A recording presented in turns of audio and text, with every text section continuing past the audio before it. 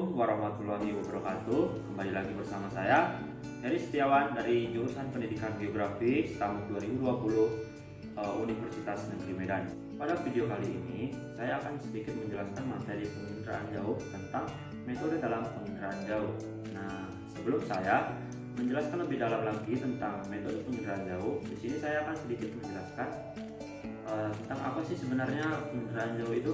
Nah, penginderaan jauh itu atau disebut sebagai inderaja adalah pengukuran atau akuisisi data dari sebuah objek atau fenomena oleh sebuah alat yang tidak secara fisik melakukan kontak dengan objek tersebut, atau pengukuran atau akuisisi data dari sebuah objek atau fenomena oleh sebuah alat dari jarak jauh, misalnya dari pesawat, luar angkasa, satelit, kapal, atau alat-alat yang lain. Setelah saya sedikit menjelaskan tentang apa sih sebenarnya penginderaan jauh, kita akan memasuki ke dalam materi selanjutnya, yaitu tentang metode dalam penginderaan jauh. Nah, dalam penginderaan jauh sendiri, metodenya dibagi atas 4, dan yang pertama yaitu merumuskan masalah dan tujuan dalam metode penginderaan jauh. Nah, perumusan tujuan ini dimulai dengan perumusan masalah yang secara jelas, dan yang kedua, cara mengevaluasi kemampuan dalam metode penginderaan jauh. Nah, setelah masalah dan tujuan dirumuskan dengan jelas, barulah dilakukan penilaian terhadap kemampuan pelaksanaannya. Dan yang ketiga, pemilihan cara kerja dalam metode penginderaan jauh. Nah, ini agar dapat dilakukan pemilihan cara kerja yang baik, perlu diketahui tentang perencanaan penggunaan lahan dan apa pula tugasnya. Dan yang terakhir yaitu hal-hal yang perlu dilakukan dalam tahap metode penginderaan jauh. Nah, ini dibagi lagi menjadi 4 bagian. Dan yang pertama yaitu menyiapkan data acuan, dan yang kedua menyiapkan data penginderaan jauh, dan yang ketiga menyiapkan mozaik, dan yang keempat yaitu orientasi medan pekerjaan. Setelah saya menjelaskan tentang metode dalam penginderaan jauh, di sini saya akan sedikit menjelaskan tentang komponen-komponen yang ada dalam penginderaan jauh. Nah, komponen tersebut dibagi atas menjadi 7 buah. Salah satunya yaitu sistem tenaga. Nah, sistem tenaga dalam penginderaan jauh menggunakan 2 sumber. Yang pertama adalah tenaga energi matahari, dan yang kedua adalah tenaga energi buatan.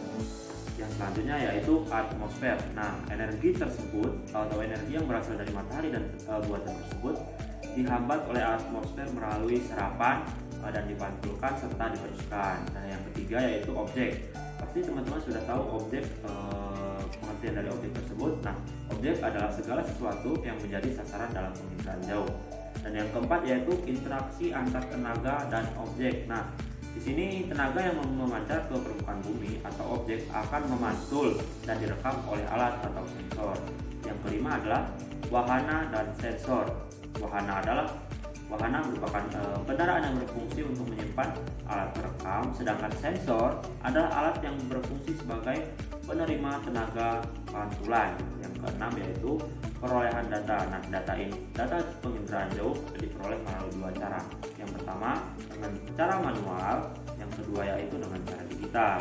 Nah, adapun yang ketujuh yaitu penggunaan data. Nah, penggunaan data ini banyak digunakan oleh lembaga atau orang dalam memakai penginderaan jauh untuk dimanfaatkan dalam segala bidang. Setelah kita memahami komponen dalam penginderaan jauh, materi selanjutnya yang akan saya jelaskan yaitu tahapan dalam proses penginderaan jauh. Nah, di sini dibagi menjadi beberapa bagian, yaitu tahap awal pengambilan citra. Nah, di sini penginderaan jauh dalam proses satelit dijelaskan dengan beberapa tahapan, yaitu yang dibagi menjadi 4 tahapan. Yang pertama, spektrum elektromagnetik. Nah, spektrum elektromagnetik ini yang dimaksudkan adalah sinar matahari yang mengenai sasaran atau objek yang diinginkan. Nah, yang kedua yaitu penyinaran. Matahari sebagai sumber energi alami digunakan dalam proses satelit sebagai sistem pasif atau satu sasaran. Yang ketiga yaitu pemantulan atau penangkapan. Nah, di sini hasil penyinaran dari sasaran objek yang berupa pantulan kemudian ditangkap oleh alat perekam sebagai citra satelit. Nah, yang selanjutnya yang keempat yaitu perekaman. Dari hasil rekaman dan citra satelit diterima oleh piringan penerima data, Dalam hal ini data secara digital baru kemudian diolah atau dicetak serta disimpan. Setelah kita mengetahui tahapan-tahapan dalam proses penginderaan jauh, sekarang kita masuk ke dalam materi citra. Nah, citra di sini dapat diartikan sebagai gambaran yang tampak dari suatu objek yang sedang diamati sebagai hasil liputan atau rekaman suatu alat pemantau. Nah, di sini sebagai contoh saya ambil kita sedang memotret bunga di taman. Nah, citra taman di halaman rumah yang berhasil dibuat merupakan citra taman tersebut. Proses pembuatan citra dengan cara memotret objek dapat dilakukan dengan arah horizontal maupun vertikal dari udara atau tampak atas. Setelah kita membahas tentang citra, sekarang kita akan membahas tentang langkah-langkah dalam interpretasi citra. Nah, di sini dalam langkah-langkah interpretasi citra dibagi menjadi 5 bagian. Yang pertama yaitu deteksi. Nah, deteksi ini dimaksudkan untuk mengetahui benda dan gejala yang ada di sekitar lingkungan kita dengan menggunakan alat pengindra atau sensor. Nah, yang kedua yaitu identifikasi. Nah, objek yang tergambar pada citra dapat dikenali berdasarkan ciri yang terekam oleh sensor. Nah, yang selanjutnya yaitu pengenalan. Di sini pengenalan adalah proses klasifikasi terhadap objek secara langsung yang tampak berdasarkan pengetahuan lokal atau pengetahuan tertentu. Nah, yang keempat yaitu analisis. Nah, analisis ini bertujuan untuk mengelompokkan objek yang mempunyai citra yang sama dengan identitas objek. Nah, yang terakhir yaitu deduksi. Deduksi adalah pemrosesan berdasarkan bukti yang mengarah ke arah yang lebih khusus. Bukti ini diperoleh dari objek yang tampak langsung.